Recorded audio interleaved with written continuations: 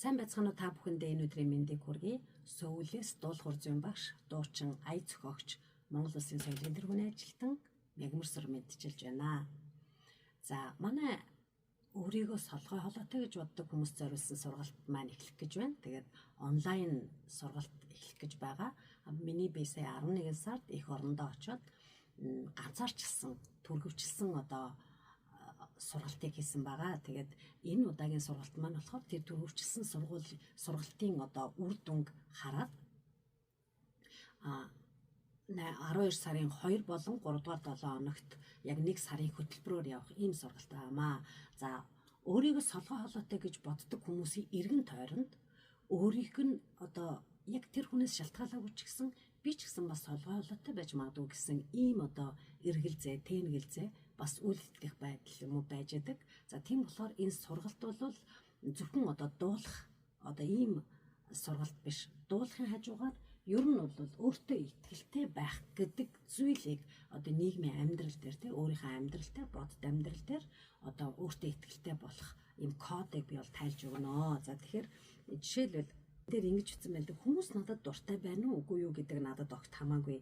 Ер нь ч би тиймэрхүү зүйлийг тоож байгаагүй гэж Рихевник ярьсан билээ. За энэ дээр болохоор бид нар бусдын бодолд бол маш их анхаарал тавьдаг тийм ээ. Нэг хүн санаандгүй дууных нь багш чи бол солгой холоотой гэлчихсэн байхаар түүгээр бол бүр шарх хүртэл авсан ийм зүйл байдаг. Тэгэхээр энэ хичээлээр бол дамжуулаад тэр өөртөө би дуулж чадах юм байна гэсэн итгэлийг бол багш чамтай шавтайгаа хамтраад би болгоно. Тэгээд хоолнд дасгал хийх байгаа. Тэгээд хоолнд дасгал хийхдээ хоолойгоо хөгжүүлдэг. Жишээлбэл би сая Улаанбаатарт очиод энэ номыг монгол хэл дээр багт нь олзуурхад авлаа. За тэгээд энэ номон дээр би хичээл болгон дээр бол ер нь аль болохоор номыг бүр бод дээр нь авчраад харуулаа, байруулаа, уншуулахыг хүсдэг. Тэгээд тийм болж болохоор сая 11 сард их орондоо очихдоо 20 хором ном гэсэн хөтөлбөрийг урмуулсан байгаа. Тэгэхээр бид нар бол 20 хормоос илүү номыг уншдаг ч гэсэн эргэн тойрон байгаа гар утас тийм ээ дэлгэцэнд донтож байгаа залуу үе хүүхдүүдээ бол 20 хором ч гэсэн ном уншия гэж бид нар эргэн тойрныхаа хүмүүст уриалах маань бол бидний үүрэг юмаа гэж үзэж байгаамаа. Тийм болохоор зэрэг хичээл дээрээ би бас номтой холбох бол их дуртай. За жишээлбэл энэ дээр ингэж байгаа. Өөрийгөө өөрчлөх чадварыг чинь мохоох, хязгаарлах боломжийг бусад хүмүүст олгохгүй байх гэж байгаа байхгүй юу. Тэгэхээр зэрэг өөрийгөө солгой холоотой гэж боддог хүмүүс ихвчлэн бусад хүмүүс мохоосон, бусад хүмүүс боломжийг чи хязгаарласан байх нь бол олонтой байдаг юм.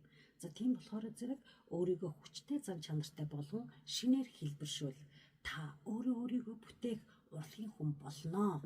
Зэргээр би ишлэлүүдийг хамт уншихдаа бас багш санал болгохдоо зөвхөн дуулах арга барил төдийгүй амьдрал дээр хэрэг болох тэр майндсет тийм ээ сэтгэлгээний өөрчлөлтийг бол бас олж авах ийм үнцэнтэй сургалт юм аа. За тэгээд аав ээж ах эгч нар тийм ээ өөрийнхөө тэр сул талаа давуу тал болгон өөрийгөө солгой холоотой гэж боддог байсан бол дуулж сурснаар тийм ээ эргэн тойрны хүмүүст нөлөөлөл ирж байдаг. Ялангуяа дуу хөгжим бол бидний зөвхөн надад төдийгүй бидний эргэн тойрнд нөлөөлж байдгийг би жаргалтай шинжил гэдэг дууны клип хийхэд клипэн дээрээ би тулгар бийтэй байгаа. Тэгээд тэр хоёр ихэр охин төрсөн. Хоёр ихэр охин маань сая Солонгосын урлагийн ахлах сургуульд шалгалт өгөөд нэг нь хийлийн ангид, нэг нь дуулаачийн ангид тэнцсэн байгаа.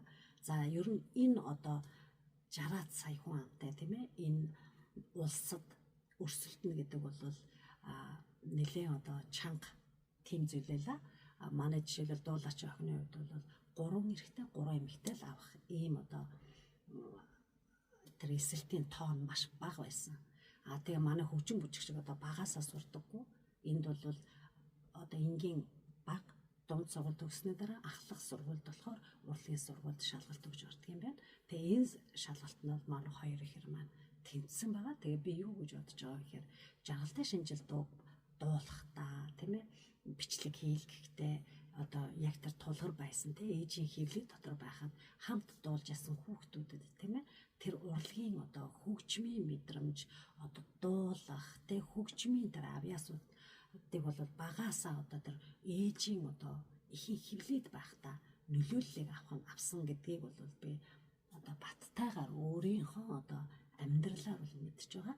Тийм болохоор зэрэг энэ сургалтанд сууснаар таныг харахтаа таны эргэн тойрны хүмүүст би ч гэсэн бас өөртөө итгэлтэй ийм гоё амьдрья.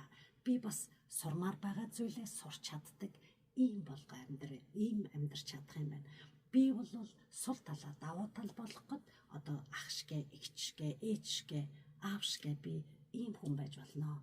Би бас гоё дуулдаг болё гэж ийм гоё сайхан үлгэр дуурайл болох ийм гоё давуу талтай ийм сургалт байдаг юм аа. Сургалт болохоор зэрэг онлайн хэрнээ ганцаарчлсан байдаг. Бас онлайн ангийн сургалт байгаа. Тийм болохоор зэрэг та багш руу одоо YouTube-ээр юм уу эсвэл Facebook-ээр багшраач одоо над руу чат бичгтэй тийм ээ. Яг аль ангийн сонирхож байгаа бичээрэй. Тэгээ тийм болохоор яг сургалтын төлөөр хэдвэ гэж асууж байгаа хүмүүст яг тэр ангит нь хамааралтай мэдээллийг бас явуулах болно. За тэгээд би шавнартаа одоо миний шав болсон мөчөөс эхлээд дуучин шав минь дуучин чамдаа гэж хэлэх дуртай. Тийм болохоор би одоо энэ сургалтанд хамрагдах гэж байгаа шавнартаа зориулаад дуучин чамдаа гэдэг дууг аялья. Ер нь дуулах хурцын хичээл бол төгөлдөр хуурч багштай, пианисттэй. Тэгээд би болохоор өөрөө дуулах хурцын багш учраас яг одоо амаа яаж нэх үгээ яаж хэлэх үү, харц ямар байх вэ, биеийн хөдөлгөөн ямар байх вэ, тэ одоо яаж дуулах уу гэх аргыг нь бол заадаг. Одоо бол ер нь миний нэг зүйл болохоор зэрэг би өөрөө хөгж тоглоод бас ингээд дуугаа заагаад явдаг юм байна. За тэгэхээр хичээл бол ер нь лайваар юм. Нууц групп дотор лайваар тэгээд 1 сарын сургалт болохоор 9 удаагийн хичээл ордог. 7 хоногт 2 удаа ордог. Тийм болохоор зэрэг энэ удаа бол ер нь 100 сарын баяраас өмнө бид нар аль болохоор одоо хичээлээ үзээд за тэгээд өдөрт одоо лайвуудаа оруулчин хамт лайва хийгээд тэгээд тэр групп дотроос хичээлээ одоо хэдэн ч удаа давтаж сонсч болно тийм ээ.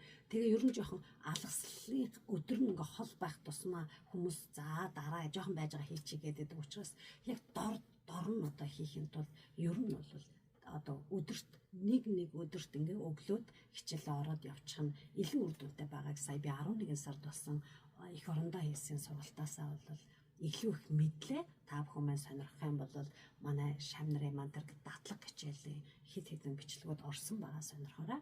За тэгээ ганцаарч хийсэн хичээл болохоор зэрэг яг тэр хүн ямар хэл дээр ямар дуудуулах гэж байна гэдэг дээр бол ганцаарчлаа явцдаг.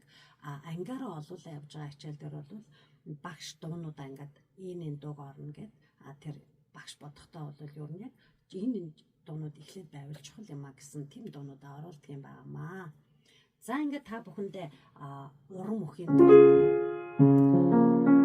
дуучин чамдаа гэдэг удахгүй дуулцрах гэж та бүхэндээ зориулаад дуучин чамдаа гэдэг дууг аялья.